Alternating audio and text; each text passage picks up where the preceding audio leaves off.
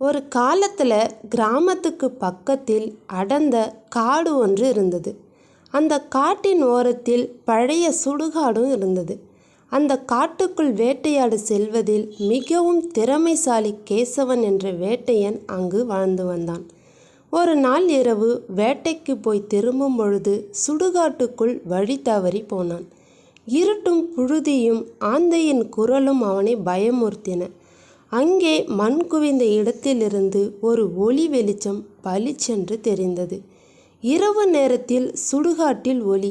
இது என்ன விஷயம் என்று தைரியமாக அவன் அருகே சென்றான். அங்கே பழைய கல்லறை அருகே மண்ணில் பாதி புதைந்து கிடந்தது ஒரு பொன்னான மோதிரம். அதை எடுத்தவுடன் ஒளி மறைந்து போனது. வேட்டையன் வியந்து போனான். ஆனாலும் அதை விரலில் போட்டுக்கிட்டு வீட்டுக்கும் வந்து சேர்ந்தான். அடுத்த நாள் அவன் அறிந்தான், அந்த மோதிரம் சாதாரணம் அல்ல. யாராவது மனசுக்குள் ஆசை கேட்டால் அது நிஜமாகும். முதலில் சோதிக்க இப்போ எனக்கு ஒரு குருவி கிடைக்கணும் என்றான். உடனே முன்மரத்தில் குருவி ஒன்று உட்கார்ந்தது. பிறகு வேட்டைக்கு போகாமலே மாமிசம் கிடைக்கணும் என்றான். வீட்டுக்குள்ளே சமைத்த மாமிசம் வாசம் வீசியது. இதில் மகிழ்ந்த கேசவன் அடுத்த நாளிலிருந்து மோதிரத்தின் சக்தியை பயன்படுத்தி பணக்காரனானான். நல்ல வீடு, ஆடம்பர வாழ்க்கையெல்லாம் வந்தது. ஆனால் காலப்போக்கில் அவன் அகந்தை அதிகமானது. இப்போ எனக்கு ராஜாவை விட பெரியவன் ஆகணும் என்று நினைத்தான். அந்த நேரமே மோதிரம் சிவந்து எரிந்து கொண்டு தானாகவே விரலிலிருந்து விழுந்து சுடுகாட்டை நோக்கி பறந்து போயிற்று. கேசவன் மீண்டும் பழைய வேட்டையனாகவே மாறினான்.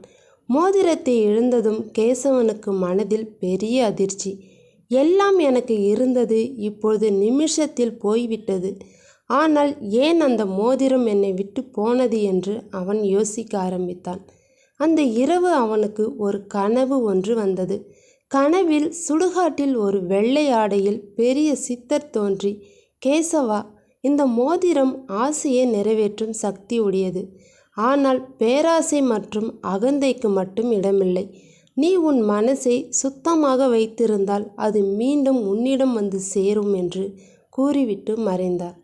கேசவன் விழித்ததும் கண் கசிந்து விட்டான்.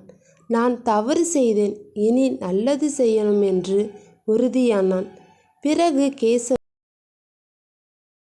பிறகு அவன் அன்றிலிருந்து வேட்டையாடி கிடைத்ததை அனாதைகளுக்கும் பசித்தவர்களுக்கும் கொடுக்க ஆரம்பித்தான். கிராமத்தில் யாருக்காவது பிரச்சனை வந்தால் உதவியும் செய்தான். மெதுவாக எல்லாரும் அவனை மதிக்க ஆரம்பித்தார்கள். ஒரு நாள் கிராமத்தில் பெரும் வறட்சி, பசியில் வாடிப்போயின. மக்கள் தண்ணீர் தேடி அலைந்தனர்.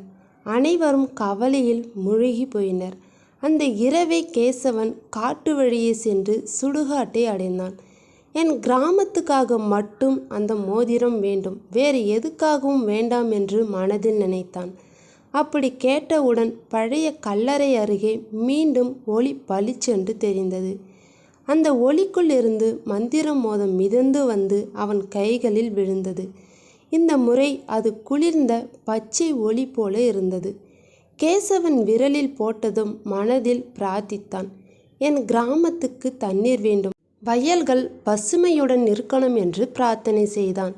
அடுத்த நாள் மேகங்கள் கூடி நல்ல மழை பெய்ய ஆரம்பித்தது. ஆறுகள் நிரம்பி போயின. பசுமை நிரம்பியது.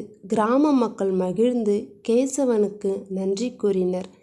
அடுத்த நாள் முதல் கேசவன் புரிந்து கொண்டான், மந்திரம் என்பது தனக்கானது அல்ல, மக்களுக்காக பயன்படுத்தும் போது மட்டுமே நீடிக்கும் சக்தி.